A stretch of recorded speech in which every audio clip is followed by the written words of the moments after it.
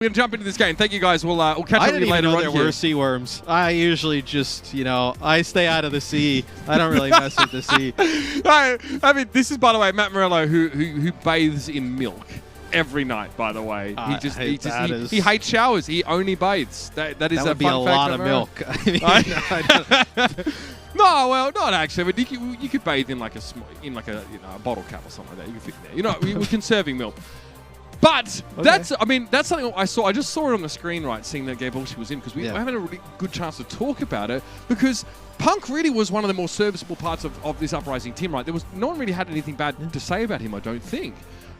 We were pretty critical about the cohesion of the Uprising, and we definitely thought this would make a big difference, but I mean, what a good time to sort of bring in that new player and see if there's a honeymoon period to be had, Matthew. Yeah, absolutely. I think Punk was one of the highlights of the team, but signing a player like Ebelsi and bringing him into the lineup makes a ton of sense. We got to take a look at the Toronto Defiant lineup to kick things off today. Nothing too surprising. Mitch, Sato, Michelle in the tank duo. Hisu and Neist. And then Sunjae and Lastro. Lastro, I think, has been, we've talked a lot about the DPS for this team. Sato, obviously. I feel like Lastro's kind of gotten a little bit under the radar. Had himself a really good start to his season. Absolutely. I mean, that's one reason why, we're not seeing much of Aztac on this particular roster, right? It looks like the Defiant are pretty well settled here. To quote Sideshow, he said that he feels that Hisu and Neist are one of the most consistent DPS duos right now. And yesterday they showed that they're pretty well positioned to succeed here, right? Sato's been forced to sort of play Orisa in many different kinds of metas. He was a big part of why the Philadelphia Fusion were very strong defensively, using non-conventional, non-shield tanks, like Winston, for example, on like maps like Rialto. So the Defiant are in a great spot here. They are emerging as a potential gatekeeper themselves, but they want to go further. And here is your Boston Uprising. We're starting to see a lot of Doomfist getting played in the APAC region, so that should make Valentine fans quite happy if we see that translate across here. And yeah, I think we do need to make a little bit of hubbub about Gabe Olsey's Overwatch League debut here. It's a big deal for this roster. And this roster goes 1-3 in the Melee. I feel like, though, as this season progresses, and maybe this tournament, I think this team is not going to be like a bottom dweller team. I don't think they're going to exactly, light the world on fire and make it all the way up to the top. I feel like, though, this is going to be much better than a 1-3 team. This is going to be a team that'll, contend for your top sixes in a tournament, maybe make a run, looking to go towards Hawaii with some upsets, but I do not think this is going to be like a 1-3 easy out team, tournament in, tournament out. I feel like Boston is going to get better as the season goes on. I feel like the first, Melee is a little bit more of an outlier for what we're going to see from them. Interesting. Okay, well, I'm interested to see how that sort of pans out over the course of the season, because there were no hero pools then. We have them now, so for some teams it requires a little bit of an adjustment. For Boston, though, we're not really sure just how much, to be honest with you. I think we saw a bit of some struggles earlier on for Boston getting good connection between their tank line and their DPS. Look, Stand 1 was often left out to dry in a meta that involved a lot of that Winston sort of play, that cohesion and coordination, making good use of Winston as the centerpiece. Wasn't so much there. Maybe in like an Orisa setup, you put less emphasis on trying to make sure everything goes right in the tank regard. But the Defiant, I think, are really going to punish you here, because Hisu and Neist will run over at you if they get the opportunity. Absolutely. And one thing I was trying to think of, it was just so crazy talking with the desk as usual. Always crazy. Johnny got his hot take, bold prediction right last series. Yes. I can't even... Danny's was so particular, I can't even remember it. I hope somebody wrote it down somewhere. I remember something with Numbani and a dragon in a certain amount of time. Sato's involved as well. A 2-liter bottle of Coke. I don't know what exactly is all going on there with Danny's prediction, but it'll be the Winston Reaper kind of rush, right, with the Lucio Moira here for Toronto. As Boston comes out, they're going to start to run the Wrecking Ball here with Stand 1. Wow. They're going to try and play some of the Wrecking Ball with the McCree and the Echo. I mean, talk about respect. The Uprising give a lot of ground here to the Defiant. They know they're coming, and eventually Sato has to jump. He gets blown up instantly. Now Boston are in a power position. The tables have definitely turned. Losing faith isn't ideal here, and I'm37 has to be careful of the D.Va shutting him down. Tries to fan the hammer, doesn't find the kill, but Myeongbong finishes it off here. This could be a real messy series, Matt. I mean, with these type of compositions, right, it's gonna be a little bit all over the place. And I think for Boston, you play that right at the start. You don't end up winning it in the long run. Obviously, the Moira and the Reaper close range provide so much in terms of healing and damage output. And then Nice got 4 if you're kills, Boston, yeah, I mean, if you're Boston, you don't want to be the team that runs into this. You want to try and like kite. You want to play at a little bit of a distance. Try and give I'm37 some angles to get a pick. Because if you don't give him that luxury and you let Toronto just jump on top of you, especially when you're kind of playing these like middle, like kind of neutral type scenarios, Nice is just going to kind of run on top of you from the sky. Oh, the Coalescence is going to burn down Valentine. Stand one off the side. I don't know what happened to Stand One there, but something tells me that might have been a bit of a boo-boo, Matthew. Now Nice can start to pressure forward just a little bit more. Stand One, of course, returns. A Wrecking Ball duplicator because, I mean, mine's going to be pretty sweet here, I suppose. But Nice is just wanting to get himself out of trouble now, considering duplication's a little riskier. Only returning with 100 HP. He has the ability to put some distance between him and a minefield as well. Good start here for the Defiant. They're still ahead in percentage, and now the fight moves to the point. Mines all over the point, set down by Stand One. And Nice getting removed here takes away a lot of that pressure for Boston. Yeah, and Gibelsi able to get both supports. That's set up really by a beautiful Biotic Grenade from Myeongbong. So the Biotic Grenade connects with both supports. Doesn't really matter what they're doing at that time. The D.Va gets right in their face. They were both quite low. Able to finish them off. So Boston does flip the point. This does give the McCree more space to operate, right? Being in control of the point, not having to advance, being able to kind of be stationary. Is McCree very good at being stationary, being able to shoot from a distance.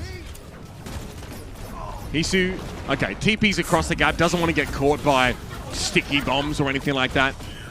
The Death Blossom is available, so how do the Defiant force the Uprising to come to them, or to take a fight on terms that benefits the Defiant?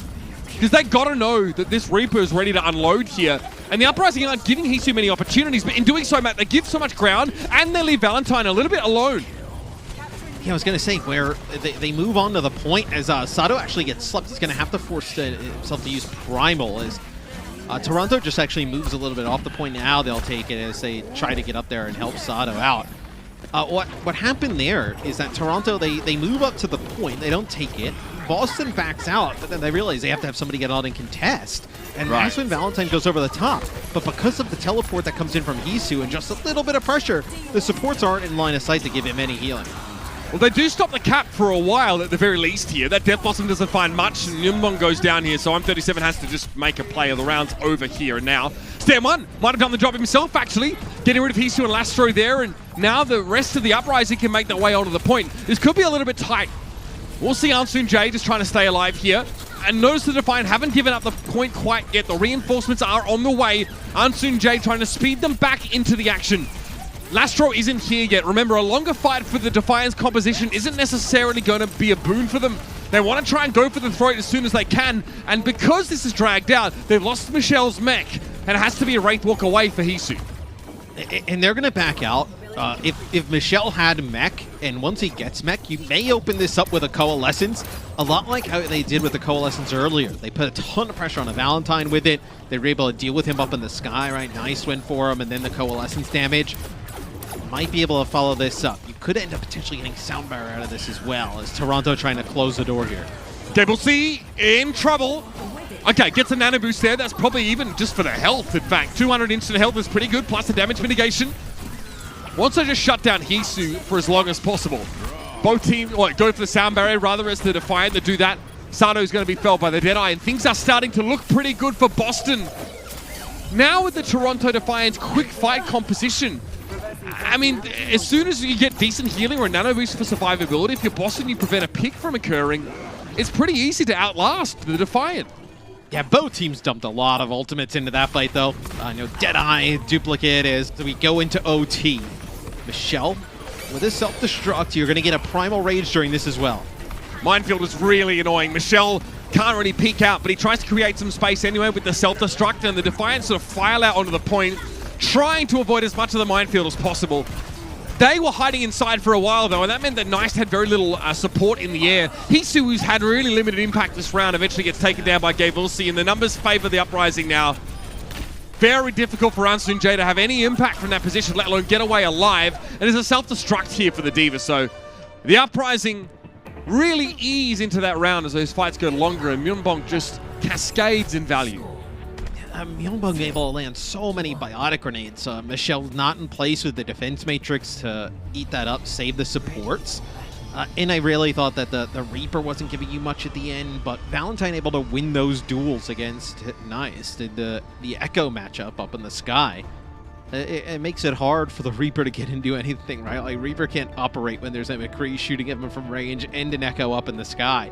If you at least get the Echo out of the sky with the Lucio, you can maybe get the Reaper in the McCree's face, but those early pickoffs from Valentine were huge. Gaevulsi did a great job of really just following Hisu around and making it very, very hard for that Reaper to get purchased at all. Defense Matrix almost always being used just to shut Hisu down. Now he might prefer to play from a bit of a longer distance. The Defiant go back to, you know, sort of Winston D.Va with the Ana and Mercy setup. So Nice will have the pocket advantage over Valentine here. We'll see if he tries to exercise that advantage and go aggressive on his opposite number here.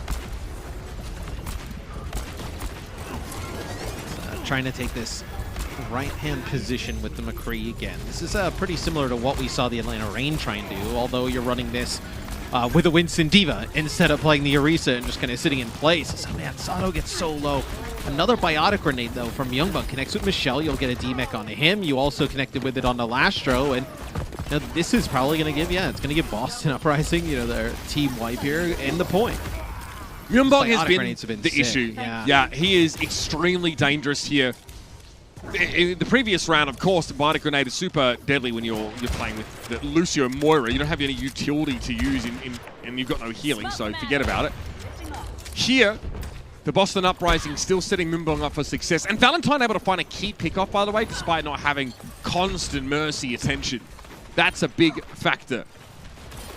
Sam one though, bubble here. He'll go head-to-head with Sato. Be healed up pretty quickly. Myunbong diligent as always. Okay, Bulls needs to be careful. Personal bubble used and he gets away. Still, I'll guess they're going to get above 50% here on the point. Stan One will get the nano. He gets knocked back with the coach gun.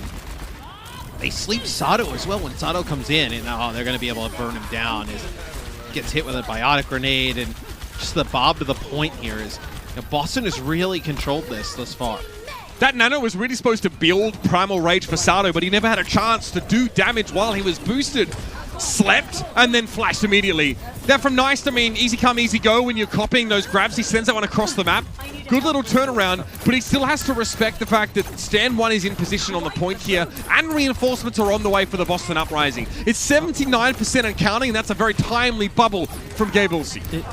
And I was going to say, even if Boston were to lose the point, they're still going to get it near the end, but they have so many reinforcements coming off spawn. Is that you can use Primal here to keep it going. You're going to have Grab. You probably save that. But they're going to get this to 99. They're going to put in one fight territory straight away. So this is really good for Boston, even though they may lose the point. It appears that Stan One purposely didn't use Primal Rage there, despite the fact that the Uprising maybe had a look-in chance in that fight. In hopes maybe forcing a little bit more out of Toronto. That wasn't the case, though. So Sato will now have Primal Rage and a Nano Boost available if needed. The only kind of, I guess, argument you could have to potentially have used Primal Rage there is that the point's so contested, we're getting close to the end. You pop Primal and you're already in the face of both supports. Do you see them pop Valkyrie? Do they try and nano somebody in a little bit of a panic? Like, maybe you trade Primal for both supports. This will be Valentine right off the rip, though. He's going to actually get a duplicate here onto the Winston. Oh, look at how far he has pushed back these supports. Lastro has 4 seconds to stay alive, and then he has to hit the sleep dart. That shouldn't be too hard for him. Valentine, I wonder if he's tracking that cooldown. Hard to say. He backs away, though, and eventually the sleep dart comes online. Nice is down. And the Defiant is struggling here. This is where the Uprising make their way back in, and it all starts with a nano-boosted Stan One into the back line. Lastro was occupied for so long that the front line, for the Defiant got crushed. Oh, I saw that nano-boosted D.Va going down the well. It slept. Not what you want to see, Matt. No, not at all. So Boston, they will take map number 1. We highlighted it in the intro. This is not, we don't imagine this Boston Uprising team, being a 1-3 tournament type of team. We expect them to get better. And taking this first map in against Toronto in the fashion they did, it's definitely going to be a scary series for the Defiant. I thought Myungbong played phenomenal on map number 1. Good to finally see him get the protection, right? The thing has always been keeping Myungbong alive. They did a nice job of it there in map number 1. Can they do it over the course of the series? Absolutely. Their playing composition's pretty similar to what we saw last month, so let's see if the Uprising have more up their sleeve, because right now they look pretty darn good. It's 0-1 in favor of Boston, and we'll have map 2 in just a moment.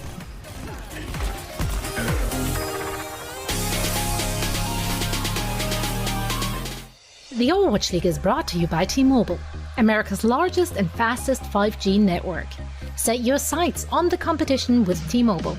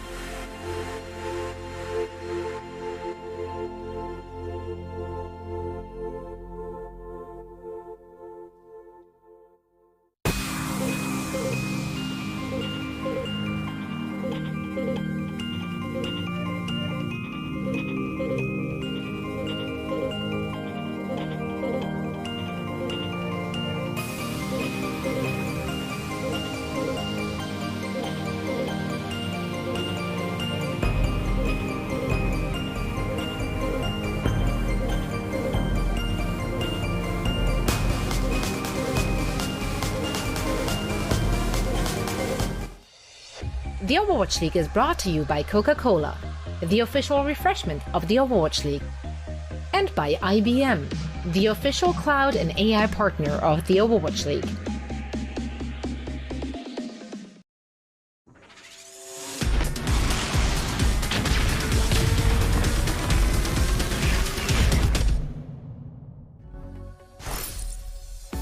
Well, sorry about your predictions, everybody. I guess. Here's your power rankings with IBM Watson of all of our teams coming into this week. And I think, so far, we can tell this is going to get mixed up a little bit, Matt, because Boston do not look like 14th place right now. No, not at all. Especially after that map number 1. It is only one map. But we do know the quality of the Boston Uprising roster is better than what we've seen thus far. We know the players individually are better. How high can they get on these power rankings? I'm not too sure. Can they get to where Toronto's at? I feel pretty confident in saying that. I think they can get there.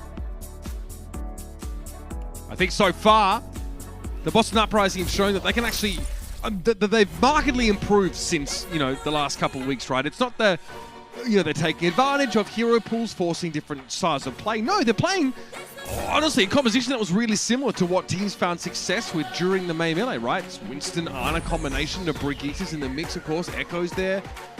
So all the tools are essentially the same. So that's a great sign. That means that they've been able to develop fundamentally. On a map here like Numbani, perhaps that changes. Perhaps we get to see a little bit more depth here. Again, a team that we've mentioned who like playing the Doomfist. I don't know how much Doomfist you're going to get on this particular map, but for the Defiant here, they're also playing something pretty reminiscent of what we were seeing last month. So not a huge departure from the norm. It is going to be the Winston D.Va setup with the Ana. And of course, Echo and Ashe. And I feel like for Toronto, anytime that you can play the Winston and the D.Va and they're viable, you're going to see them do that. Sato and Michelle's best two heroes individually. And then what you combo with that just kind of varies on where we are in terms of the meta. This time it'll be Hisu on the Ashe. Nice still on the Echo. Pretty similar to what we saw to map number 1. What do we see Boston do? Is this going to be... Okay, I'm 37 going to go and play Hangzhou. I was going to say, I'm 37 would not be the Doomfist player you would think on this team, as he'll end up playing Ashe in the end. So, going to be almost a mirror image for both sides, although it'll be the D.Va on defense and the Zarya on offense. Yeah, so proper double bubble here from the Uprising. We're going to start to get some charge for Gable. She pretty early on here. Okay, nice realizing he's starting to get harassed by Valentine, but it's probably nothing to write home about right now. It's just trying to get him to turn his head to the right by the looks of things. Nothing more than that here. Okay, Hisu down early. Oh my, how does stand 1 get so deep?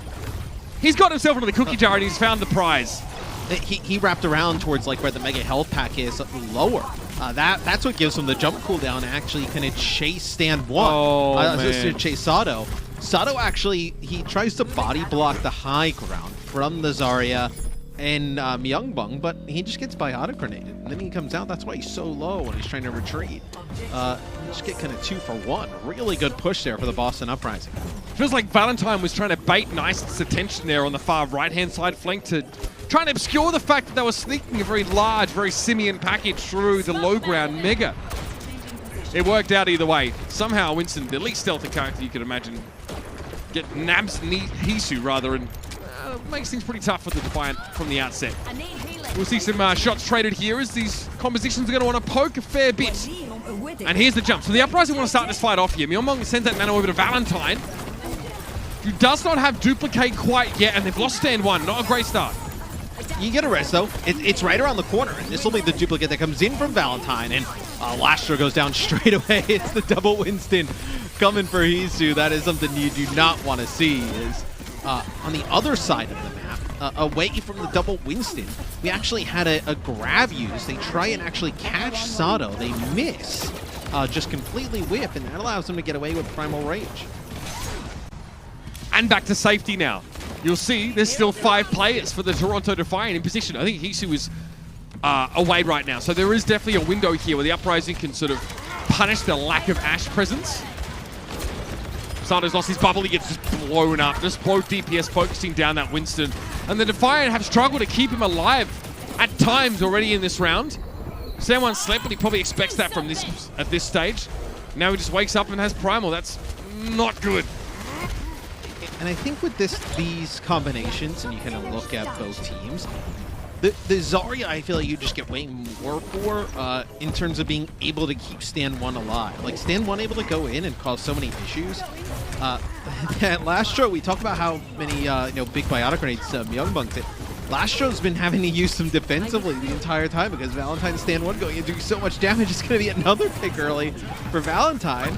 As this is just the Boston Uprising rolling over the Defiant. You would think the D.Va is there to help peel for that backline a little bit more, and that theoretically is probably some of what Michelle's job is. But, I mean, their defensive approach isn't really holding up against Boston as they test them. They keep pushing stand 1 in front of them, saying, deal with this threat now, otherwise you're going to lose the fight. Valentine gets the duplicate. He'll be able to create a ton of space with his self-destruct. And with Nice having already gone down, and UM37 return to the fight. It's all bossing all the time right now. That's a nasty stagger for Michelle there. He'll get back in the mech, but... He's on this high ground behind, and Sato is there as well. And it's just stand one, pushing the supports back. He's got a nano boost, pushes them all the way in the spawn. Nobody can go back to help them. I mean, that is just an absolute mess from Toronto. Not good. I mean, that is that's not good. Yeah, I mean that's the nicest way I think for broadcast you could probably put it. I mean, if a map completion, 4 minutes 19 on the clock. Is zero defense, letting the tanks and Valentine just do really whatever they want. You really got to see Toronto come alive here on offense. I mean, even if they do come alive, it's 4 minutes and 19 seconds for Boston. Toronto find themselves in a tough spot here. That time was 7 seconds away from breaking the top 5 all-time attacking speeds on Numbani. I have to say, Myunbong really demonstrates... That's not the top 5? No. No. What the hell are people doing on Numbani? Well, they're getting 4 minutes 26, aren't they? Look at this, by the way. So Myunbong, notice what he does. Notice where this sleep dart goes. I don't know if we'll get to see it. So Winston jumps him. No way, mate. He's not thinking about the Winston at all. He is making sure Michelle cannot stall this card. So sad. I mean, Myunbong's had himself a... He knows he's getting dove by the monkey man, you know. Brutal stuff. See what the Uprising now. I mean, again, almost in a way they set a win condition. Now, this map can be snowbally at times. I think it's something that's been said about Numbani is that once you lose your foothold defensively, it can be very hard to regain it. Still, that doesn't really excuse just how difficult the Defiant of a time they had trying to defend. So let's see what they can do on the attack here. So again, it's just they're going to be the probing around the side, but there's a Hangzhou in the mix here from UM37. Yeah, and so far, Prophet Danny with the Orisa, the Sato Orisa Hanzo Hisu doesn't look like it's going to happen. Sato, he jumps up towards the high ground.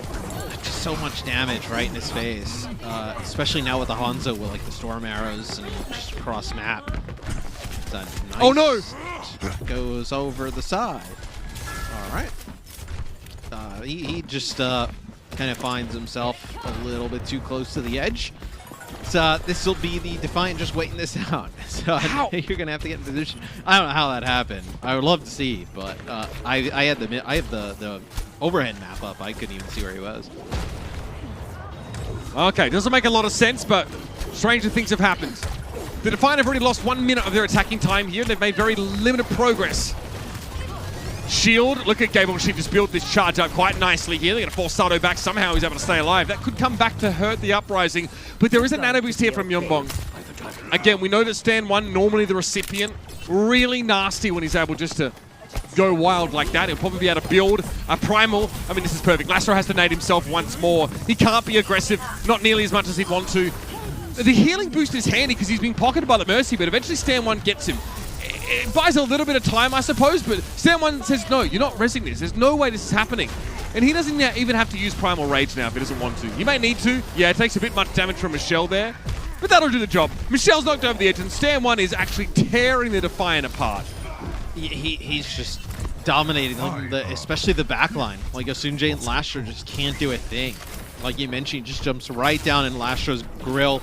He has to use the nade to heal himself. So that you did end up using, you did end up using like Rav, Nano, Primal there. If you are Boston, you do have some ultimates coming online here for Toronto. But still, Valkyrie, Duplicate, Dragon, so big here. You get a hold here for Boston, you're looking at potentially a point A hold. A Primal Rage here for Valentine is definitely on the cards. There's your Dragon Strike, Danny. Unfortunately, no hold to follow it up. Wait a minute, this could be bad. Sato with the Primal Rage. He gets towards the supports. Hit with a Bio Nade, but he's not too bothered at all. Stand 1 is brought back into the fight, but there's not much support for him, just a Valking Faith. So maybe it buys some sort of time here, but Nice is poised to hit a Graviton Surge as soon as he finds a target to shoot. Yeah, Bossi's trying to make that very, very hard for him. He won't get it in time, but still they'll pretty much have the point here. You challenge just one more time if you're Boston, getting very close and nobody gets on to be able to touch. It looked like Stand 1 was sitting up on the corner to maybe jump on and get a touch, and then with Valentine and Faith obviously in the positions that they were, looked like they were going to come from the opposite side. They opt to not go for it, so you'll get a full reset. You have I'm 37 go over to Ash. I think a better pick here as we move through the second part of the map than the Hangzhou. Even if the Defiant run the gauntlet of this entire map without losing a fight, they would likely still be behind in time bank. It's almost certain by this point. So the Uprising in that sense can at least rest easy, but I know they'd like to finish the map on defense if they can. I'm 37, fairly safe, all things considered. He's probably worried about Michelle just descending on him. Here's an Anubis to Stand 1. The jump doesn't quite get him there, but look at him, just being fairly patient playing around that corner. Peeling Winston, you'll love to see it. And the nade didn't connect with him, but Stand 1 from that position. There's a biotic grenade that flew by his head, connected with 2 players all the way in the back. So, Myungbong hitting these from a distance. This is a pretty good fight for Boston. Just keep dragging this out as long as possible. This is usually the part of the map where people steamroll. There's a grab here for Gabe Ulshi, that's scary. How does he use this though? Needs to respect Michelle's capacity to eat that one up. Look at him, Gabe Ulshi turns around. How do I protect my supports, he asks. That's the grab, keeps Nice in position on that corner. Looks like Ansun J was actually able to get away from it here. And the duplication for Nice is now over. Here is where the Uprising get nasty. Stand 1, Primal Rage was hit with a body grenade before he went for the Primal though, so he still needs to be careful. Valentine builds Primal very quickly, Matt. Oh yeah, he gets the Primal. Gonna get nothing with it. But now if you're Boston, you put yourself in tremendous position. Like I mentioned, Numbani, where you see teams roll, this is the area of the map where they do. They get one fight win, they push the cart all the way from A to B, and then it's just the end of the map at that point. You know, a lot of times teams have a large kind of war chest of ultimates. You're going to have a Bob, you'll have Nano here, and you'll have Rally for Boston, as they don't play the Mercy. They end up playing the Break here for extra survivability. Oh, that is wrong! What a combo! Across the map, Myungbong sends in the body grenade. It's followed up on by Valentine, and Hisu disintegrates. He's going to be resurrected here, but it's still not the foot you want to start on. Valentine eventually is punished for just how deep he went, and it's a player disadvantage now for the Boston Uprising. Stand 1 in a decent position to pressure the backline, but can't commit too heavily, especially not now without his Zarya. That card is on the move here. Stand 1 at least can push back into position, but their supports are caught deep in enemy territory. You kind of completed what you wanted to do, though. Allowing them to get the card over the line, 30 seconds up, 2 minutes on the clock.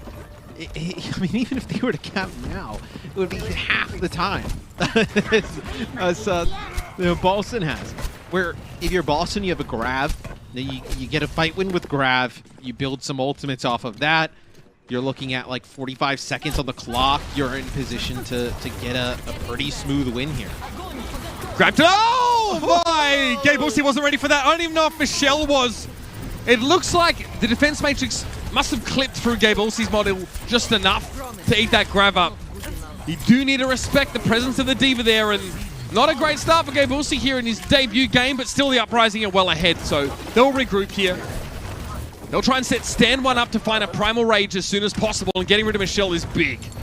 You do have obviously a huge spawn advantage here for the Boston Uprising. So, are you going to be able to res this on Michelle? No, it looks like they're going to let him come back from the spawn. So, some more time.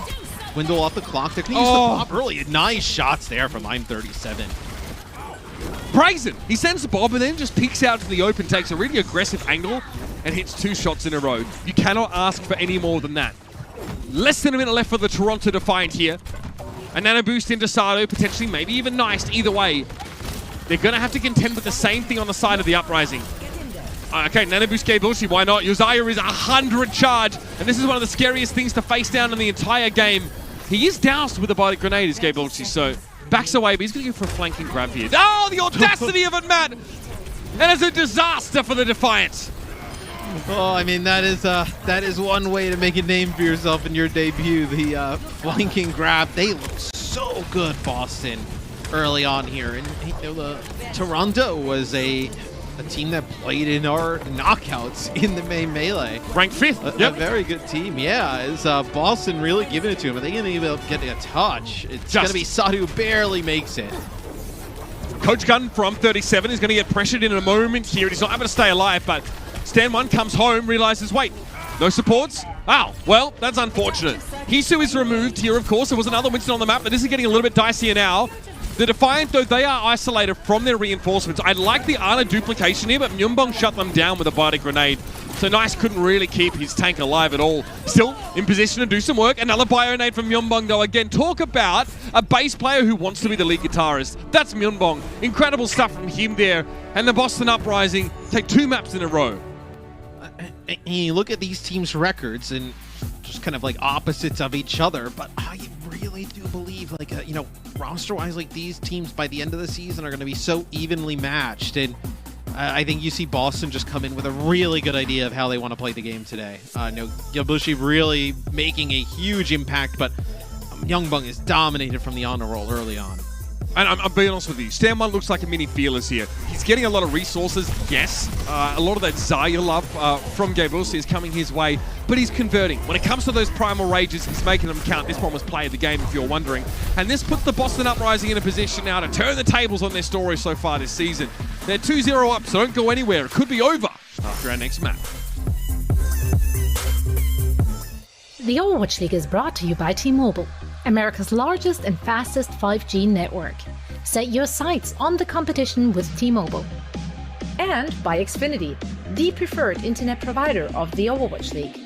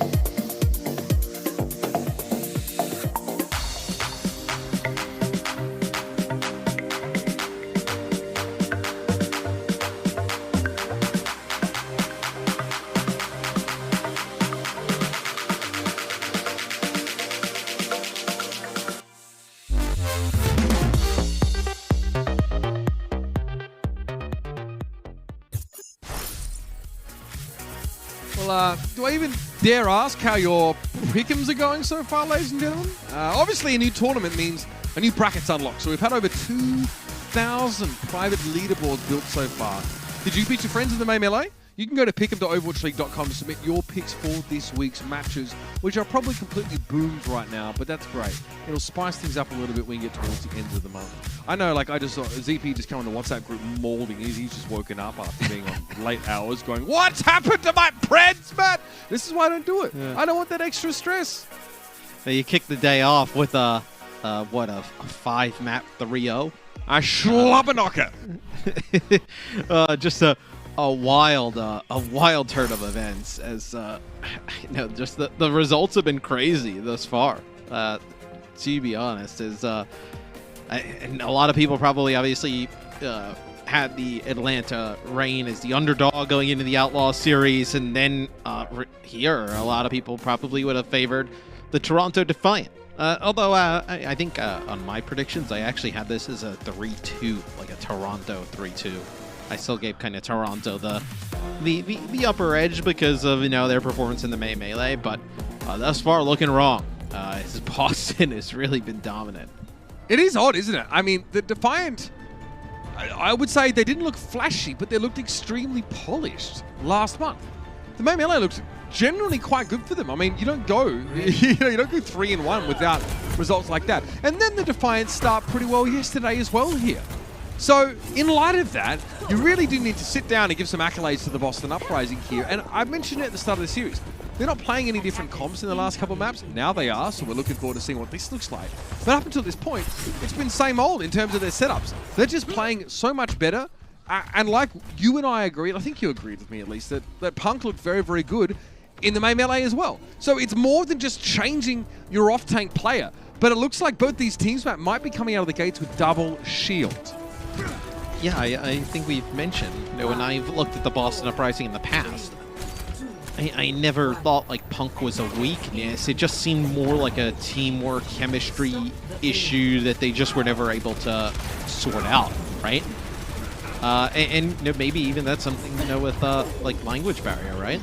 So now they have a all-Korean team where Punk obviously Australian, so some type of language barrier there. Well, yeah, I mean, yeah, you have to translate it to English and then translate it to Australian and Korean, Australian to English, so yeah, and then it's a whole lot of Korean, work, right?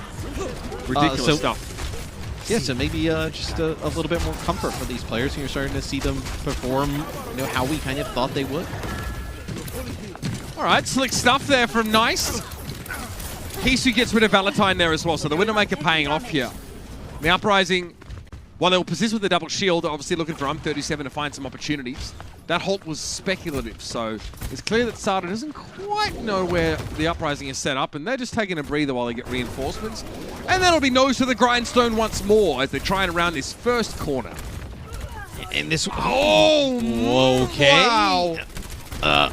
Now, I was going to say, this Widowmaker is going to make it difficult to play the Echo into, but the Echo is such a large source of the damage that you almost feel it's necessary.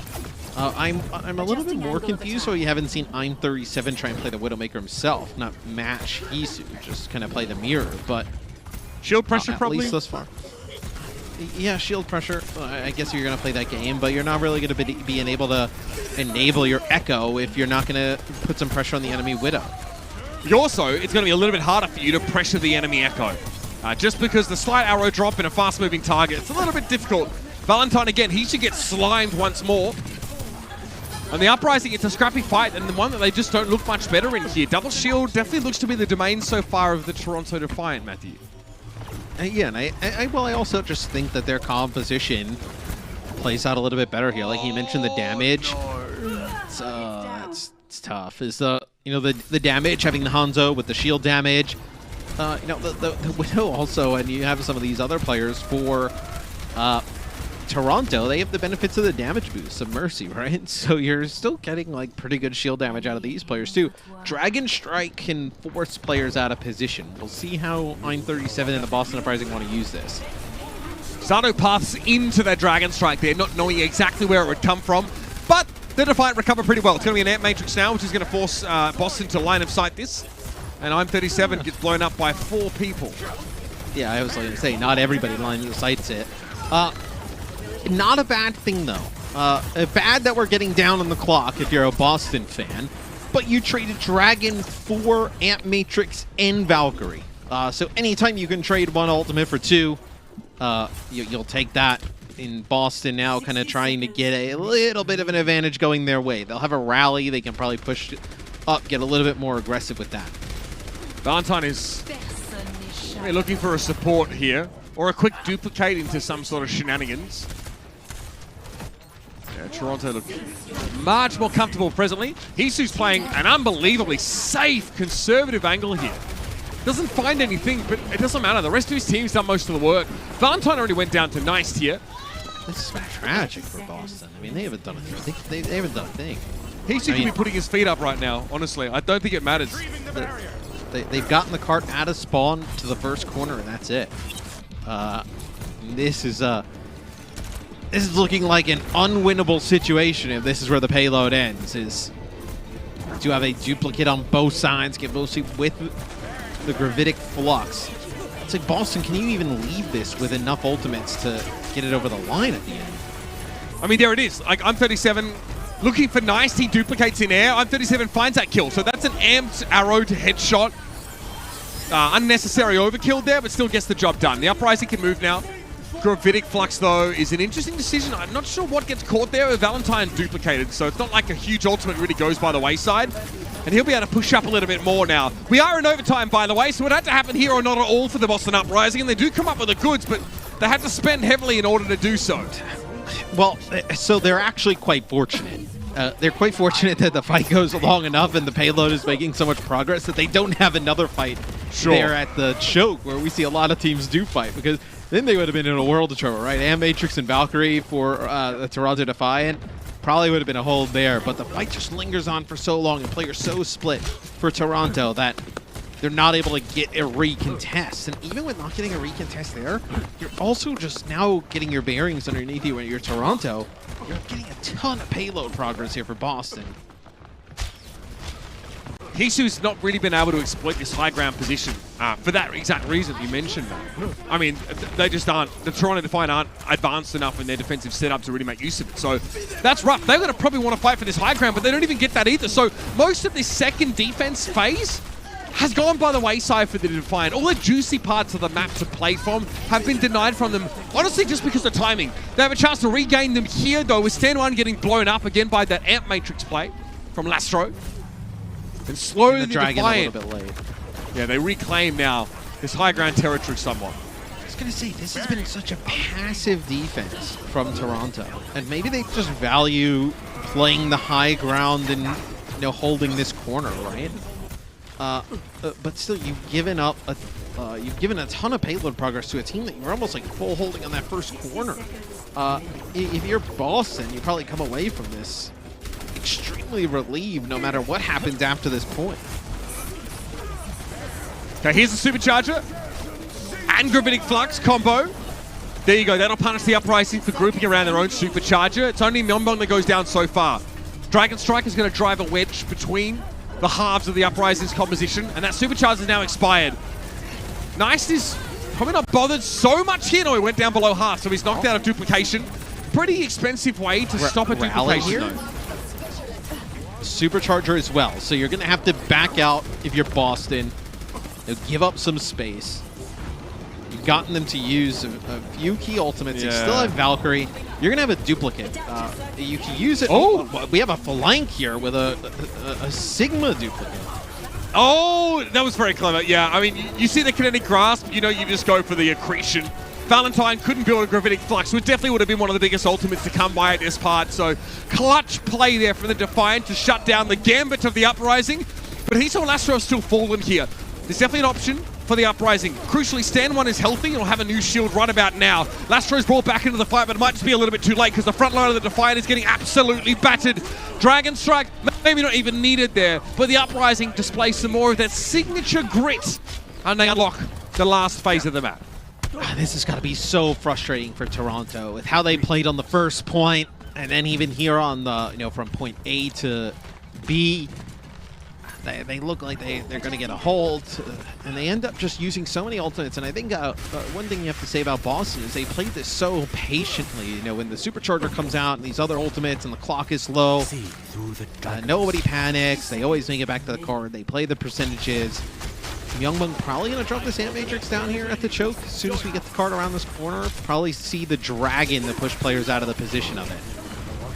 And Matrix from Myungbong here. That's a Dragon Strike that's going to be hard to avoid. And yep, the Uprising have very little choice but to succumb.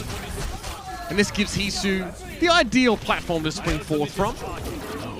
And that's 35 seconds left in the round. Take note of that, especially after Myungbong there obviously using an Ant Matrix and not having a chance to give his team some value there. So what type of magic can Boston come up with now? Rally, rally here, maybe a Supercharger. You kind of play a little bit of a neutral game for a bit. You get duplicate, Dragon, Supercharger, maybe.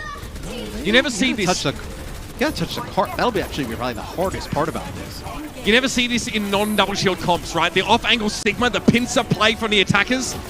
Nice gets caught there after the duplicate. It's going to be a gritty flux. That's a organic one. That's from a shell. It doesn't catch though. Good accretion. This is going to make it a little bit hard to get use out of this Ant Matrix for the Defiant, even though their placement was better. They get on 37. That's unamped. That's a mercy damage boost, and Hisu is the savior right now. Flanks around the backside. Dragon Strike, another one that's very hard to get away from it for the Uprising, but somehow they turn it around. Oh no! Hisu looked to be so dangerous, but Valentine with the Supercharger boost springs into action and gets rid of the Hangzhou before he can do more damage. Think about where this map potentially was, like, I don't know, 4 minutes ago. You're looking at the Toronto Defiant getting a hold on the first corner of the map. They were crushing Boston, and then every single time in these last fight scenarios, Boston is able to win a fight, extend it, get some ultimates, and complete the map. That is, I think that's just kind of it's one of these days for Toronto. It's just a little bit of a tough day, right? Where, even when things are going your way at the start, you're not able to keep it going. And we were sort of saying at the start, right? Double shield looks like it's much more a part of the Toronto Defiant's wheelhouse than anyone else's, but the turnaround is really clear to see. Once the Uprising pick up a bit of momentum, it looks like it fits like a glove. It looks really natural for them. Myungbong as well, he has to exert his presence in a very different way, right? You don't get to make the kind of plays with the sort of the biotic grenade and to sort of pave the way for your main tank. And you have to be a little bit more reactive here unless you're setting stuff up with the Ant Matrix. And frankly, I think Lastro has probably been a bit more comfortable there. I think the Ant Matrix comparison for the Defiant was more favorable, especially in that last fight. But let's see how, things change now where Boston get to be a little bit more reactive as defenders with this double shield. Now you kind of, because you're on defense and you control this high ground, it create some angles that are difficult for Widowmaker, even though Hisu comes out on the Hangzhou. The Hangzhou is way more effective here on the defense from the positions that you're kind of playing from. So right, because he just kind of gets that high ground by default and doesn't have to risk it. Yeah, and it's also just really poor angles for the Widow, right? Like, what do you do? Come from that alley? Sure. You're shooting into two shields in the middle of the choke. Looks like some of the DPS here for Toronto wrapped around. Yeah. Man, it looked like Nice couldn't really get any value there at all. They get out. It's Nice back there with a Sunjin. So the Echo and the Mercy just kind of going off on a little bit of an adventure alone, trying to get some damage over the top of the buildings, maybe create a little bit of chaos on the flank. Nice is still looking, Matt. You can see those shots coming in from your top right. Damage boosted and all. So this is 2 heroes being committed, by the way, to trying to open up like a pick, and they're getting nothing. That means that it's a player advantage essentially for the Uprising in the front line. Myungbong there, Ant Matrix, he's low though, and doesn't want to use his regenerative burst right now. So that's quite disciplined of him. And it doesn't come back to punish him. He needs to adjust to get line of sight though, and I think that's, I guess those moments where he's out of line of sight is where his front line gets massacred. But this is it is kind of like tactical the way that Boston died there. They kind of run in. I imagine that is so they can get this second fight. This is the fight that Toronto didn't get, where Toronto, they're trying to move up, take space because they want to deny this from even happening, but Toronto ends up using some ults. That'll be a Gravitic Flux from Gabolsi, as Stand 1's going to get blown up before he can even get towards the bridge. Yeah. And there's no damage to follow it up here. So this Dragon Strike from Hisu could be super nasty. Yep, I mean, Gabolsi gets blown up instantly. Much scarier if you're Boston dealing with a Dragon Strike than if you're Toronto, because you're committed to the choke of the Uprising. You're in the bottleneck trying to contest, whereas the Defiant just take a couple steps back, take a breather, and send the Dragon in. I wonder if you want to counter now with your own Mercy here if you're Boston. You're kind of playing the break. You feel like you can brawl a little bit. It'll just kind of... This is the same thing as the Outlaws tried, right, Matt? It just doesn't look as good in this setup. Nah, the Mercy just seems way more effective, right? With the damage boost, being able to res. It's not really as much about that kind of brawl as the tank line, but if an Echo can get over the top and get big. Some early damage boosted damage and then get a focusing beam, you get an early pick straight away with not a huge risk of a player going down. So, I mean, Matt, look at I'm37. This guy he's a playmaker. His face is so impassive, right? You can see he's just really concentrating. But yeah, exactly. You compare him to Hisu. Hisu plays pretty safe, high percentage angles here. You see he just really tries to not be shifted. But I'm37, that's a wild flank that nets him a huge kill on that Orisa. Getting rid of the enemy main tank in this composition is so much more important. Yeah, sure, there's still a shield, but I mean, Orisa offers you so much more, especially the hold to set up your DPS. And I love this position that Boston is playing from. Play up top on this high ground. You have the double shield, you have the Ant Matrix, you know they have to cross this bridge in one way or the other. And have your Echo just duel it out on the payload, contest. Give them real trouble. This is just burning clock. Okay, that Dragon is... Okay, interesting. So it definitely slows the Defiant down. Yeah, it's a little low, but it means that Toronto can't back up too far either, I suppose. Silver linings. Anyway, they're going to keep going. They've got a bunch of ultimates to work with here. Lastro's already used the Air Matrix, and I'm37 just gets straight up caught. Gabolsi probably goes very low here. Double Air Matrix, double Immortality Field, by the way. They both get removed with consummate ease, though. And the Uprising, in an attempt to duplicate a support, still doesn't look good when they do it. Do you have enough time, though, for Boston to get another defense? The cart rounds, it's got to go around one more corner before completing. If you can get out and get another defense, you'll have a rally, and you'll probably you're going to get a Gravitic Flux for sure. You're going to have it to kick it off.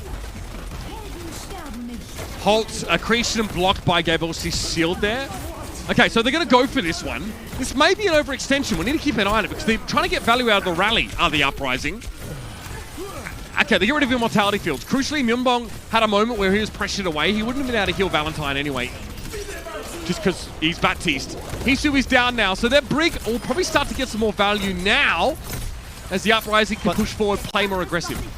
And this is so smart, the way that Boston has played this. Every time I've kind of mentioned, the spots that they're playing on defense and being able to get these like second and third fights in scenarios, these are the fights that Toronto was not able to get. If you remember, they didn't come out and play on this high ground. They let them cross the bridge for free, let them get under the underpass. In these last second fights have dwindled the clock to this moment, where Boston, they didn't have to face these type of scenarios. And what this does, even if Toronto gets this, it forces them to drain ultimates to where we're at the end of the map, and they have minimum amounts of time. They don't really have anything to work with. That Dragon Strike, that's a clever one. A little bit hard to get away from here. It does leave Michelle on an off angle, but that's what Michelle excels at doing, is Sigma anyway. The rest of the fight looks atrocious for the Uprising. Oh, terrible. The Gravitic Flux is a decent setup, I suppose. And the Boston Uprising are going to have to defend on the third part of the mat here, Matthew. No choice. And the worst part about Boston's final fight here is they didn't even do anything to threaten Toronto to waste any ultimates. Yeah. Boston, though, they will be able to regroup. You take a fight real close here if you're Boston. Yeah, you play up here on this high ground, force as many things out as possible. Supercharger here for Boston. You have ultimates being used. It'll be the Ant Matrix for Toronto. Let them use a Dragon. Get as much out of here possible. You get under a minute to go. You have an ultimate advantage going in that small choke. You feel like you're in a great spot to win. That's a big pick. Nice is down. He had a duplicate available, Matthew. I don't even think now. Okay, so Orisa copied for Valentine. That's got to seal the deal. Gravitic Flux is just the cherry on top. Get a free supercharger. And that is a fight done. I do wonder, Matthew, whether the Flux is required there. The Uprising spent a lot on a fight where Valentine put them way ahead with an early pick on Nice. You don't mind it because you're able to play this choke still. You're going to, like, so much damage goes down through this choke that even if Toronto gets the cart going again, you're going to have high ultimate percentage on the players of the Boston Uprising just by the fight occurring in this area of the map. So, see Nice. See if he can get a duplicate on somebody. A lot of shields in the way.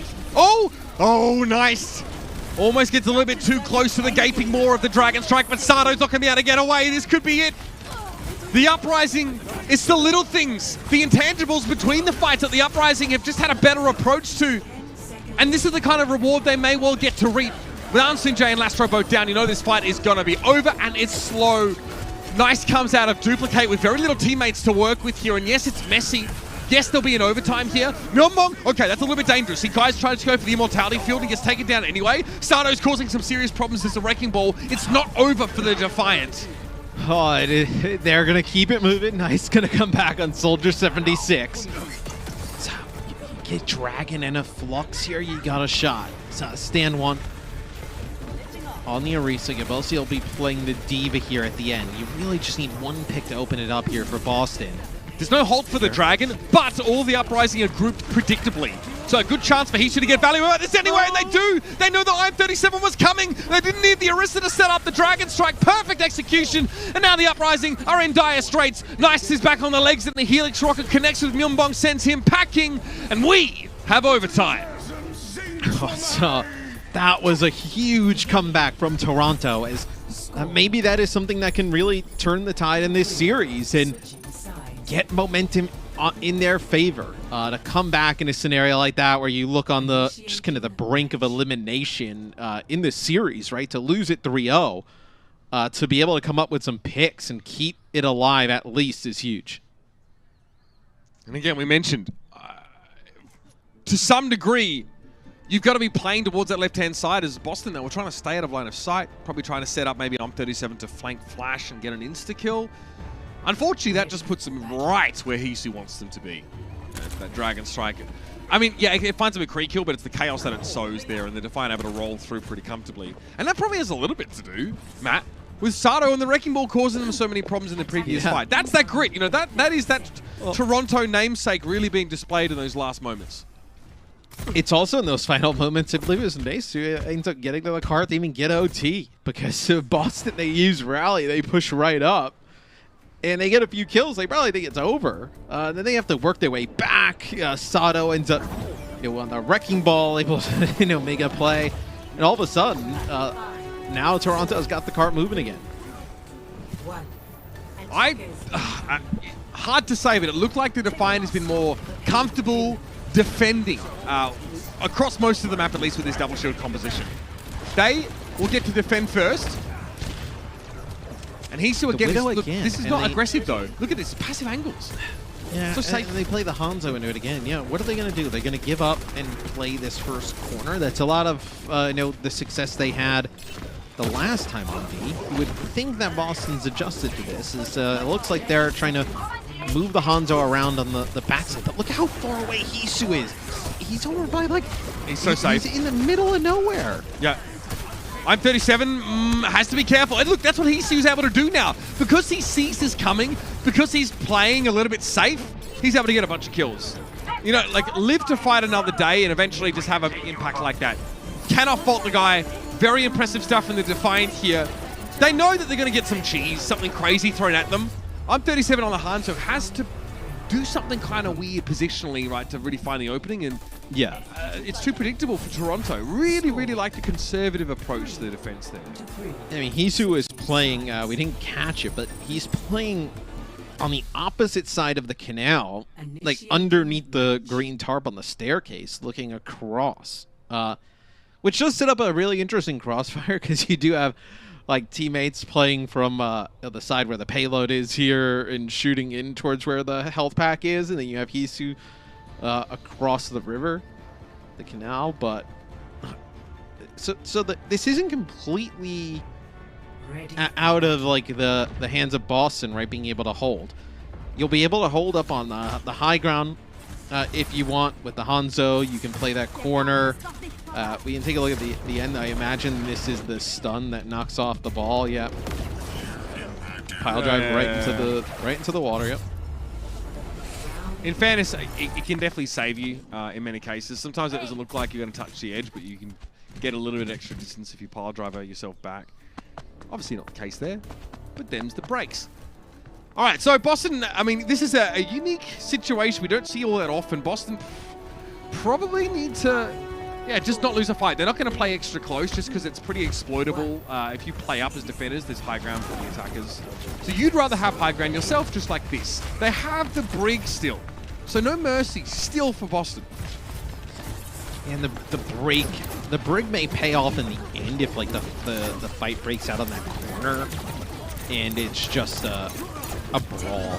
I mean, that's where the brig will kind of pay off. Is you can play this a little bit slow if you're Boston. It's like, hey, you'll take a scenario where it's one fight territory to try and win the map. You're on the defensive side of things. You have high ground. These are the tough fights, right? Where it's Valentine against the Echo Mercy up in the sky. Oh! At that scenario, though, you got to push forward, and they do. Great push, but is it too much for the Uprising? They might have got a little bit too close to the sun. Gabushi did get an immortality field, but got taken down eventually. And there's nice. Of course, the pocket from the Mercy goes a long way, but Faith on the brig gets rid of Mercy. That's what the Uprising were looking for. They're going to run Hisu right out of town. And just when Toronto looked like they'll be able to keep the series alive, they might be in trouble. Sato, that's a crucial stall. He's able to get through and not get stunned up. Michelle having some similar luck here. He'll touch, but he'll go down very low. I mean, good kinetic grasp keeps him alive a lot longer than he otherwise would have been, but that Dragon Strike is going to clear out the riffraff. And the Boston Uprising now can push up a little bit more, take some space, and take a bow. A big victory here over the Toronto Defiant. Their fortunes are starting to reverse.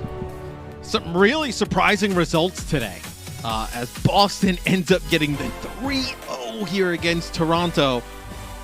Obviously, the series extremely important. It's a huge win for Boston, really kind of playing up to the potential we thought.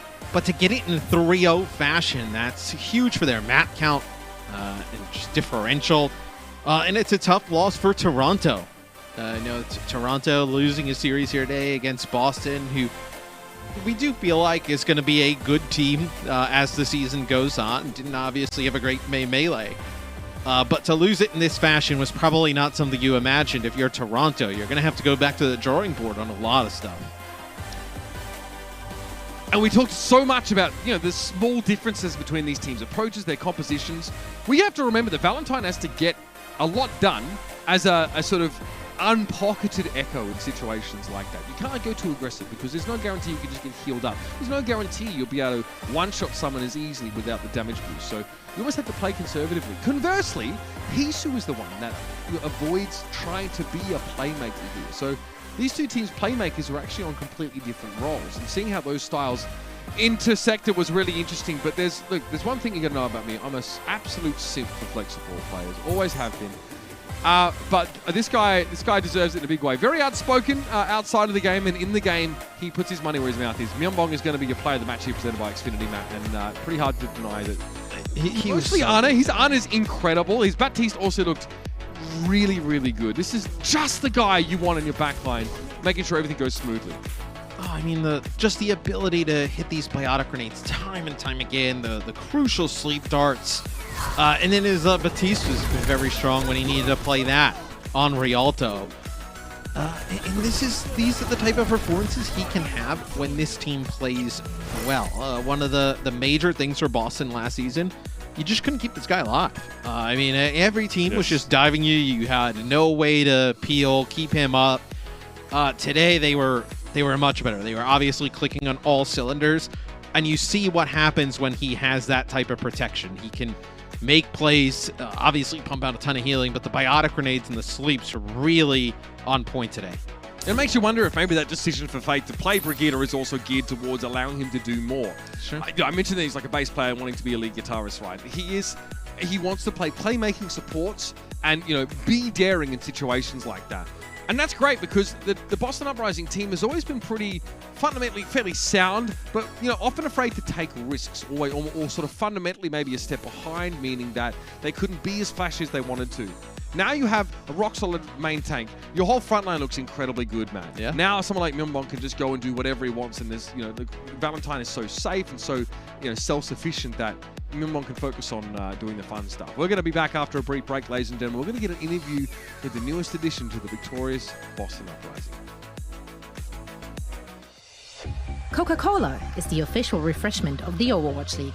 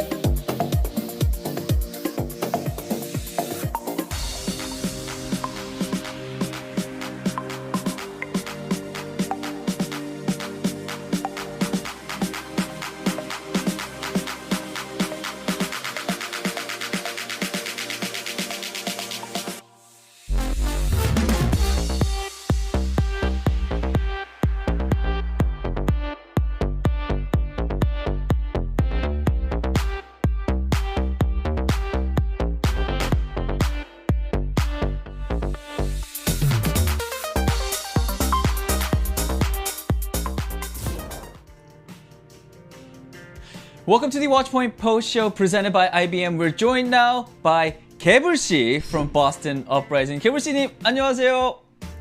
안녕하세요. 헬로 헬로. Congratulations on your big win. And on top of that, this was your debut match. So this was actually even more successful match for you. 일단 오늘의 승리 너무나 축하드리고요. 거기다가 또 어떻게 보면은 또 오늘 데뷔 매치인데 데뷔 경기에서 또 이제 승리를 거두신 거에 대해서 굉장한 축하드리면서 my first question for you, 개불씨, is of course, you're the newest member to the Boston Uprising team. How has your transition to the Uprising been? 일단 제일 최근에, 이제 제일 마지막으로 이제 어떻게 보면 보스턴 팀에 들어온 선수로서 좀 어떻게 팀에 좀 잘 적응은 잘 하고 계세요? 뭐 이렇게 어려운 점이나 뭐 그런 건 없나요?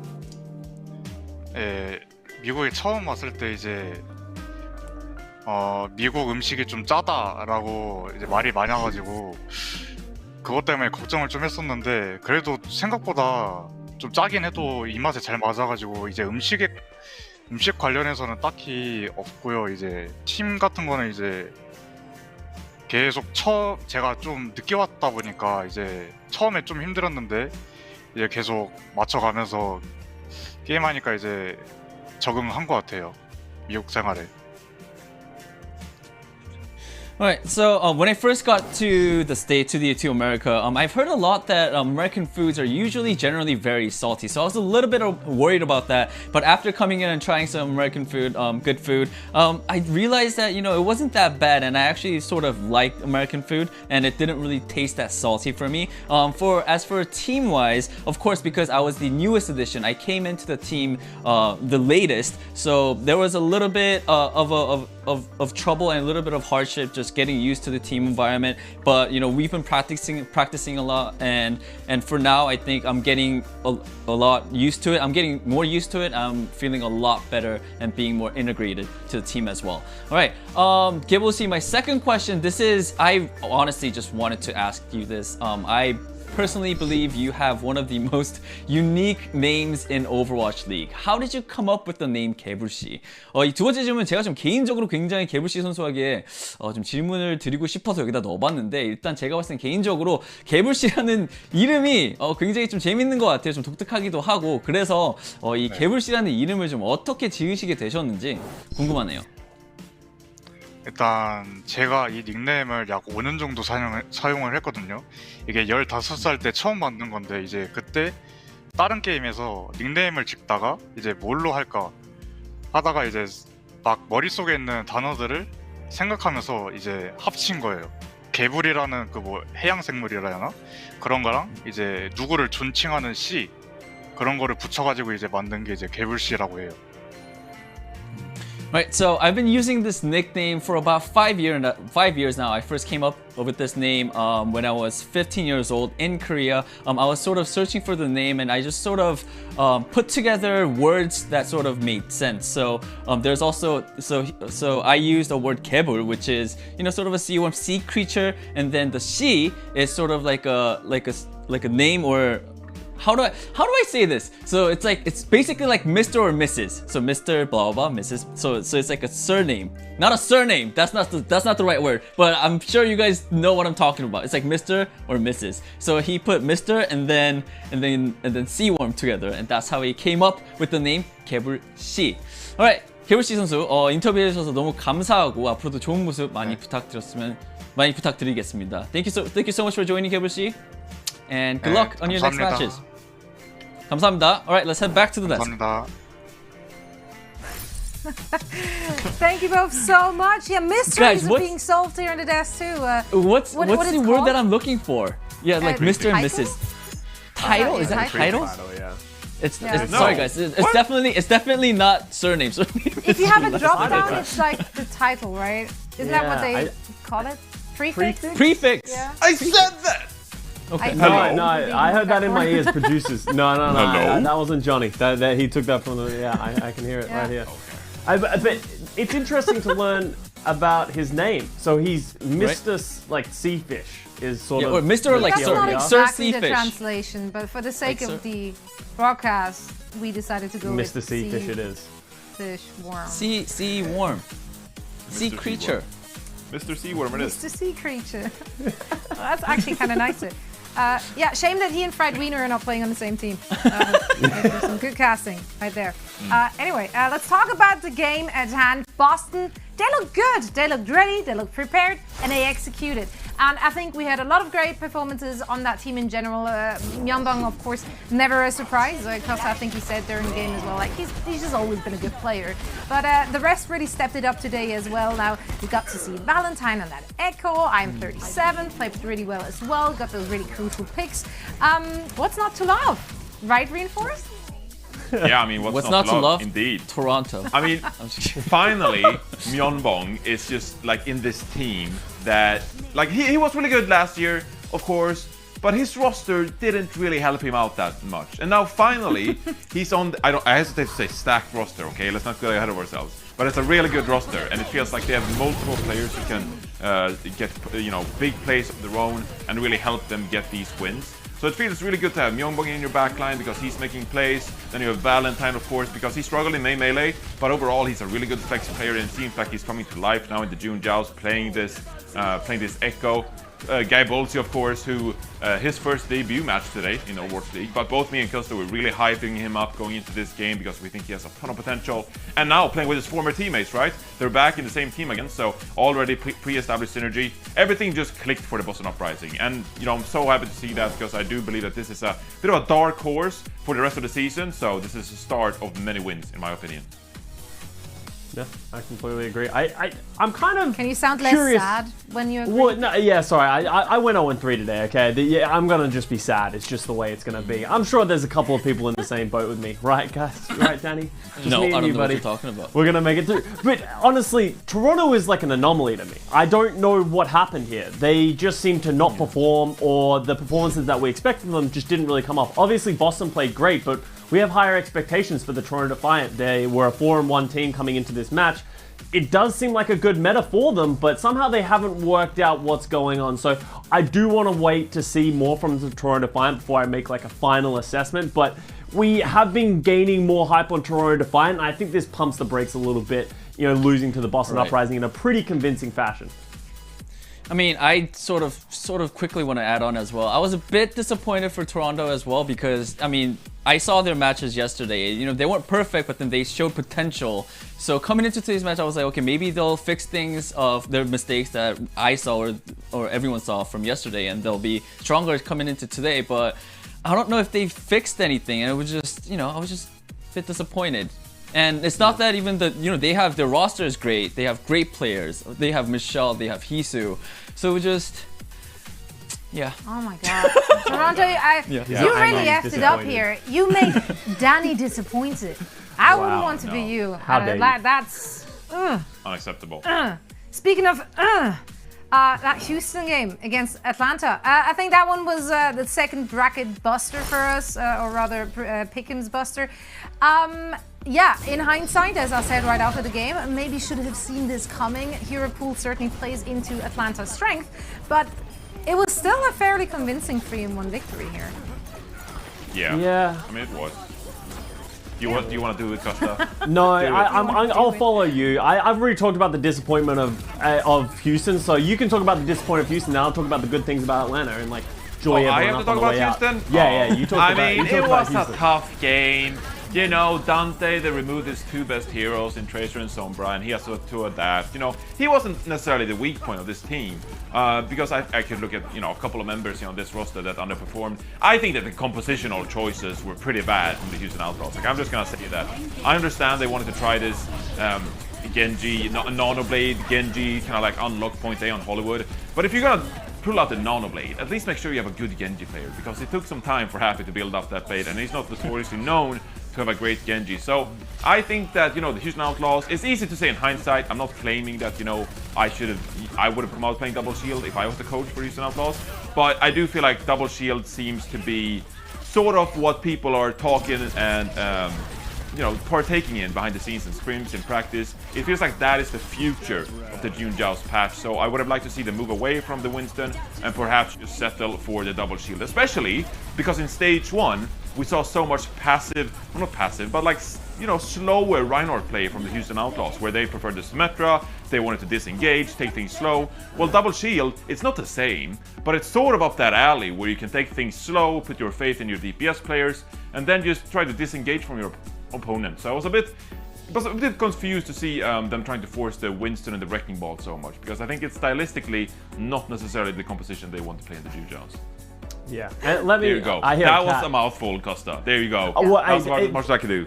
That was a very reasonable and rational, like, oh yeah, like, if you are a fan of the Houston Outlaws, this isn't the beginning of the end. Like, don't start spiraling. It's going to be okay, because I want to talk about the positive sides of this matchup. Atlanta Reign, I think, Sideshow and, Matt and Mitch, they talked about it. This could be the beginning of the Atlanta Reign run, and we've seen them do it in the past where they struggle in one meta and then they move on to the next, and everything starts clicking. I'm really hyped on these Atlanta Reign Scrimbucks.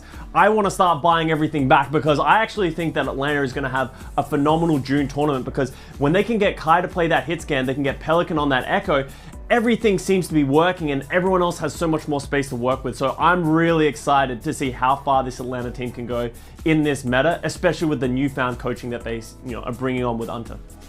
Let's see, joke's on you. I never sold those Atlanta Scrimbucks. I'll always have them in the back pocket. You never know when you need them. You want to sell some back? We're back on the train, it's prepared. It's running again. Now, speaking of positive surprises, Paris.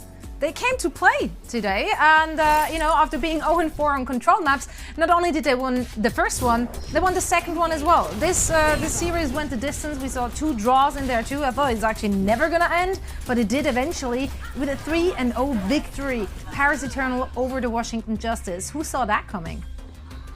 I want to talk to that person. Whoever predicted that they thought that the Paris Eternal were going to beat the Washington Justice. Like, it does make sense. Like, Naga on that Echo was expected to be very, very good, and then Onigod being able to flex around on that role, it's not too surprising. But I also want to give a special shout out. I think Dan and Elliboat really found their footing, and Dan's flexibility was really highlighted in this match. While on the other hand, for the Washington Justice, I talked about this after the match, it doesn't look like they have any flexibility in their wheelhouse. It feels like they come in with a strategy, and when that doesn't work, they seem to always fall flat. So I really want to see different things from the Washington Justice, because it doesn't feel like they ever solved the meta. It always just comes out that they just try and mechanically beat all of the other oppositions, which with their roster makes sense because they can probably do that. But if they are going to start falling to teams like the Paris Eternal, I think they need to start reevaluating their strategies and how they're coming into each meta. Yeah, I mean, I was going to say that I think this match was almost definitive proof that Winston might not be it for the June Joust, because Washington Justice, obviously they have Mag, fantastic Winston player. And I think that a lot of people were actually saying, well, we expect to see more double bubble. I predicted some double shield, so I'm happy to see that working. But apart from that, apart from the shield diff, I mean, here, for example, in these highlights, Washington Justice playing the Moira instead of something like a Baptiste.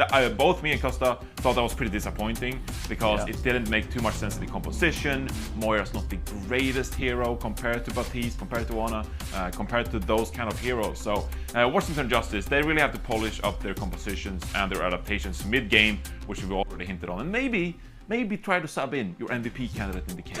Just maybe. A little bit of try it out tomorrow. Consider it. Try it out Just tomorrow. try it out. Yeah. I do wonder though, like, so based on everything we saw yesterday and today, have you guys formed an indefinite opinion already on the meta? Do you think like teams should know by now what works and what doesn't work, or do you think they will continue to be a bit more experimental? Johnny, you can disagree with me here, but if I was taking a stab at what I think you should be playing generically over all maps, obviously there are going to be certain maps and certain points, but I'm thinking the hit scan and an Echo, and then you have the Orisa as the front line with a Diva, and then the back line is a little bit adaptable depending on certain maps and stuff, but that is, in my opinion, where I think we're going. The Winston just is too fallible when he jumps in alone and he doesn't have that follow-up from a Tracer or a Sombra. So I'm not liking the Winston. I think the Orisa's with the buff to the Holt is doing a good job of slotting into that role. No, I completely agree. And I'm kicking myself, because this is what I said when I saw the hero pool. And then I had other people come to me and be like, no, I think we're going to see some Winston actually. Winston is still going to be good. And I was like, oh, they will see some Winston. No. I mean, I don't think Winston necessarily is going to be the future of the June Joust. I do think that he has some places, like Costa said, it's very map dependent. There are still plenty of maps with, very good high ground that you can utilize if you're a Winston player. But I do feel like double shield is the way to go, and definitely what people should be practicing as we get closer to the knockout matches and the playoffs in June Joust. Yeah, and with that information in mind, maybe we will all do a little better in the predictions coming up. Speaking of which, I love this. This is gonna be good. Yes. Woo! There we go. Look One at prediction that. right. Yeah. 33%. So Oh, that's what I love to see. how do you feel? Reinforce? I feel pretty good. Yeah. You guys feel feel very good? That's smug great. today. I'm happy for you guys. I'm happy for You know what that means? That means if we're looking at our scoreboard, Oh, Wow. everyone's a winner! 12. everyone! Way! Yay! Go Yay, on! yay, I guess. And you know what? Yay. You guys were feeling so important with your stupid little crowns. You think you're the only one who can have a crown? No, watch this. Watch this. Oh no. Watch it. Oh no. Watch it. This was. Way! Oh, I'm back! I hate it. I'm back! This is the What's first the time point I'm of crowns? the first in the entire I don't season. even feel special. This is like the All of us have participation crowns. award they give Yeah. to you when you're a kid, when you come last in the race, and they're like, you know what, you tried. That's what it feels like for all four of us. We all suck equally. That's what it feels like. Yeah, but if everyone's gotta bad, pick it is up. anyone bad? Really? That's true. That's true. My glasses I'm are just gonna full say, we're all at all bad. times. If we're all We have a bad, then that crown. means we're all bad. I'm just saying, tomorrow's matches are going to be spicy. So I feel like we're going to unlock this tie we have already tomorrow. So I'm looking forward to Okay. it. I don't know, So because I feel like I'm it's sort of always like- going to pick the same thing Reinforces picks somehow. I always end up with the same thing. So, you know, we'll see about that, because I already know what I'm picking. Same. Oh. Yep. I don't know yet. Uh-oh. I'm still Yeah, thinking about it. Uh-oh. Reinforce. I I know don't even know what games we're are the tomorrow. same Uh-oh. page. Well, maybe we edge ahead. Wouldn't that be great? Now, we still have some more things to unravel here in our post show. So don't go anywhere. Our best of the day are coming right up.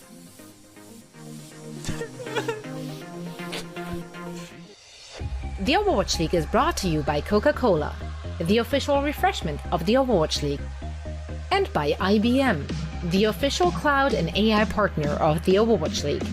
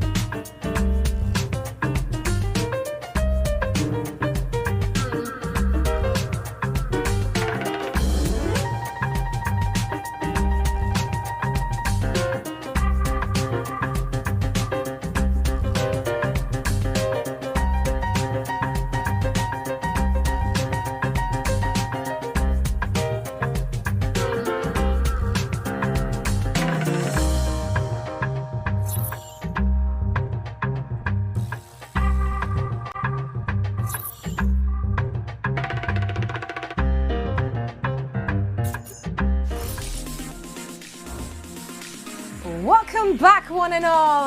You know, the Watchpoint Post Show presented by IBM is not over yet. We still have a little bit more to come. And first one, that's a fun one, as it always is. It is your Xfinity. Speed boost. Boost! Wait, I thought you were doing Oh, we got speed. the double boost. Oh. I like it. No, I think I liked it. I think we're onto something here. Now, speed is king here in Overwatch, of course. And the Boston Uprising weren't messing around today against the Defiant, especially on Numbani, where they were just 7 seconds short of a top 5 map record. Wow. Wow. Yeah. I think I'd love to see this happen, Zoe. You know what? I think this That was fantastic. sleep on the I think this sleep on the Diva as she's going to cart is sort of the moment myself and everyone else who predicted Toronto's like heart broke in half. They're like, this doesn't look good. It was just such a fast attack by Boston, and this was sort of the beginning of the end of like, I don't think Toronto's going to come back in this series. Boston definitely had the boost to their speed for this match. Bravo. Sorry. Can you disagree? That felt factual. Wow. That was incredible, Danny. Thank you. Hey. All right, I'm Well, proud speaking of of incredible, it is time for our best of the day, a critically acclaimed segment. I'm just going to keep on saying that until someone corrects me. Like, no one ever talked about that segment but us. What does that even But that's mean? okay. it will turn into one. It means it's awesome, Johnny. I believe. Okay. I believe. Now, I think my personal favorite was the forever game pause we had in our first match, but not because of the pause. It was more of how the pause was filled. And Brennan's Sideshow gave us some, I don't want to call it lessons, but they took a jab at some Greek mythology questionnaires, quizzes. I don't know. Take a look yourself. Some kind of stuff. Have you got another question for me? My legs are getting Have I got another tired. question for you? Yeah. Let Am me I allowed think. to sit down? What you I'm gonna? I'm gonna take a seat. Yeah, go on. Give You're me gonna another go question. so much lower than me. Now I'm like hovering over you, asking you questions. I'll have another Like- question, please. Another question. Yes, well, please, this is way more stressful for me to try and come up with them. Let me think. Do you know the person? Do you know the name of the person that ended up slaying the Minotaur?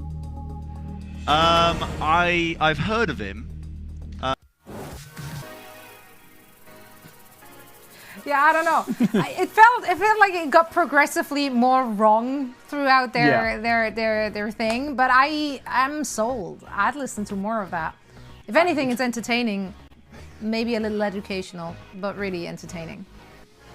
As soon as Bren took a seat, Sideshow. it got way worse. It all went downhill from there. That's when I was like, this is gonna go places that nobody wants it to go. But I feel bad for Bren. I was on Bren's side. If Josh started asking me questions about mythology, I would also just be lost. Oh, yeah. And Oh, no. based on video game knowledge, that's all I've got based on Greek mythology.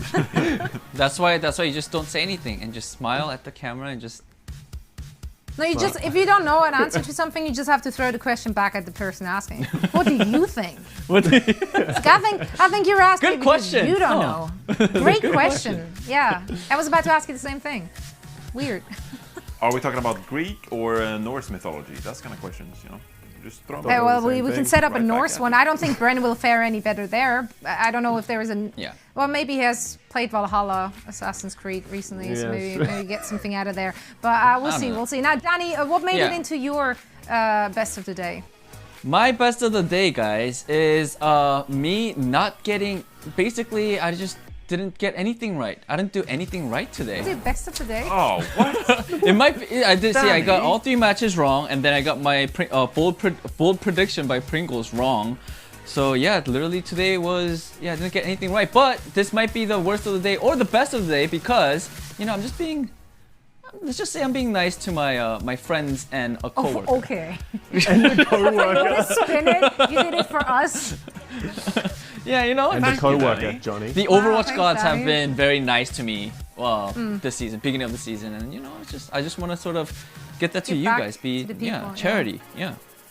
Yeah, I did I that have no too. idea what I'm If- saying. How generous.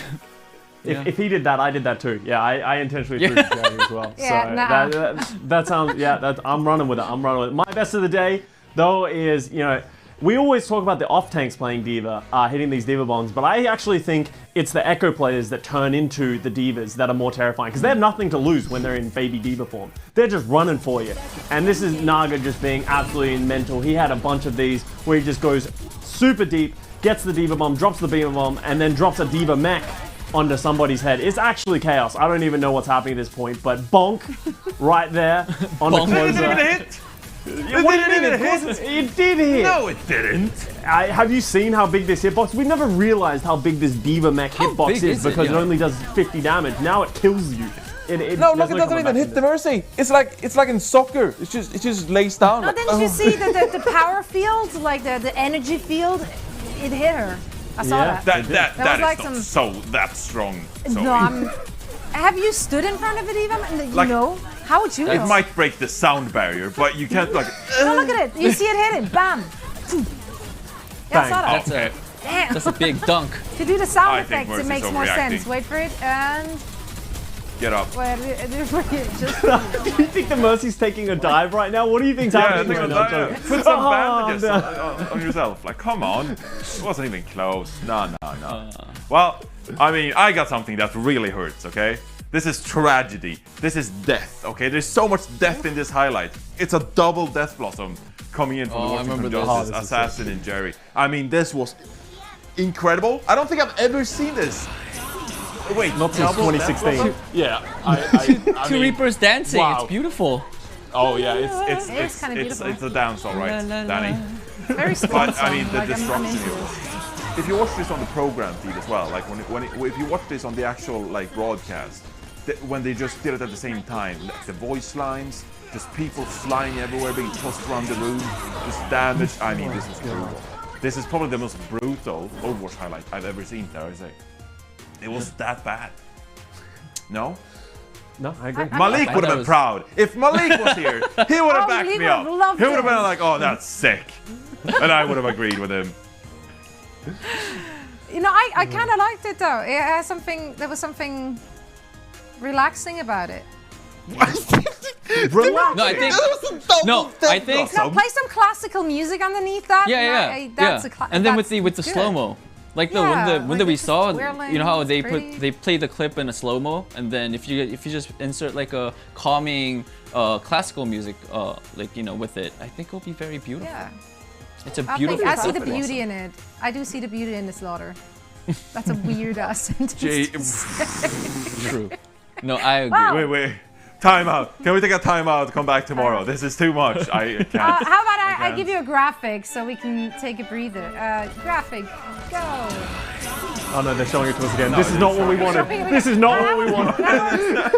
You're just riling us up more. I think it's also not helping that it's like slightly pink tinted, which just makes it also romantic and relaxing. Yeah. No. You know, they're I feel dancing together. positively emotional about this. Reinforces agree. Well, it's okay. Yeah. That's all right. To each No, their own. I thought it was It takes two to tango. True. I don't know. True. What, yeah. Two Reapers. Makes sense. Two Reapers. That doesn't make sense. Daddy. Play the graphic. We're not Please tangling. play the graphic. Get me out of here. It takes two to ballet. Blossom. Two to It takes blossom. two. It takes two to blossom. Two to tango. Look how poetic that sounds, though. It takes two to blossom. I'd put that on a T-shirt. But it doesn't Wouldn't wear though, it, because you but I can put it blossom by on. yourself. You don't need two Reapers to blossom, so it doesn't make sense. It takes one to blossom. I'm with you, Danny. I'm with you. See, look at us. See, Yeah, we can Can we blossom. move on? Where's the graphic? Fine. Show the graphic, production. Otherwise, I'm gonna call you any production on Twitter. This is there's the thing. There it There we is. go. Schedule. Sunday schedule, Zoe. Read it off. First of all, I'm blown away by the color sorting again. And I don't know, I that's love the it. only thing which I always notice first, but yes, there's a thing to be said about it. Now, we of course have 3 exciting matches to once more destroy all of your pick'ems. Starting with the Shanghai Dragons going up against the Spark, followed by NYXL and the Guangzhou Charge, and last but certainly not least, we're gonna have the Philadelphia Fusion taking on the Chengdu Hunters. Which one of these is the hardest to predict, you guys think? It has to be Philly Chengdu. Both of them just recently No. got blown out of the water. Like nobody was expecting. We thought these teams were good, but now all of a sudden they just aren't very good in June. Who's the best of the worst? I guess is sort of the deciding factor. Worst. Well, the worst of this weekend, Johnny. Okay, give me a little bit of leeway. All right. I'm gonna go with Shanghai Hangzhou. I think that's gonna be a really good matchup. Yeah, because Shanghai, they looked good overnight, but I mean, Hangzhou Spark, they're on the up. You got Shy in the lineup as well, Shy and Architect. They're about to orchestrate something brutal as well overnight, so I'm looking forward to that. Yeah. I mean, for me, me NYXL too. Guangzhou. NYXL Guangzou because, you know, judging from how I did today, not getting anything right, I was going to go with NYXL, but maybe I should just change it. Just go with It's gonna be okay, Danny. At this It's point, just you one might as well time. flip It's a just, coin, don't right? worry about Right? it. Yeah, I'm just we'll make gonna- it through it. Yeah. Don't worry Flip a about it. coin. Do you need some gay balls in your life? I do. I do need some kibbles. Maybe don't we all somehow? Let's actually take a look at tomorrow's schedule in the NA region and take a look at the matches we will be talking about in just many hours. Great sentence. Nice. Sunday schedule, there we have it. West region, I can read. Very good at that. Atlanta Reign will go up against the London Spitfire, two teams which are looking on the up, which is great news, of course, for all the fans and for us here in the Overwatch League. It's great to see it being competitive. Afterwards, the Washington Justice will face off against the Boston Uprising, and the last match of the day will be played out between the Florida Mayhem and the Houston Outlaws. Which one of these bangers is standing out to you, and why? Is it? Wow. I don't know, the first one. Tomorrow's I'm excited for the first one. I want to see that one. Yeah, I think. No, I like that London look competitive, Atlanta looking on the up. I want to see what they can do against each other. It's gonna be good times. Yeah. It's a fun press. Washington, Boston. How about Washington, Boston, guys? You guys. That'll be interesting because Washington didn't play well today, but Boston played very well. Like, am I gonna predict Boston over Washington? I didn't think I'd be here a week ago, but here we are now. So it's like, honestly, everything's flipping on its head at this point. Yep. Yeah, they're tough. Yep. But we find solace in the fact that we're not the only ones struggling. Saw that Overwatch League tweet and the responses to it, and hey, everything's on fire, and we're just kind of okay with it because that's fun. Fire's fun. I think that John Spector tweeted out that he got 2 of his last 6 matches right or something. So as long as I can predict 4 matches right than John Spector, I think I have a safe job. So I don't have to worry too much. Just always have one up on John, and then we're fine. That's the only thing you need to qualify to be an analyst here on the desk. That's fantastic.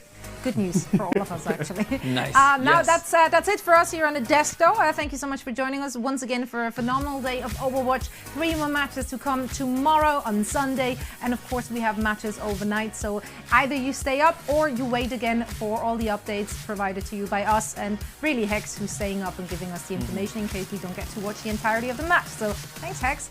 Now we say goodnight and goodbye for now, and hope to see you again tomorrow. Bye. No, Costa, I'm not okay? No, Danny, it's okay. No. It's gonna be no, fine. It's not. We'll recover It's from ruined.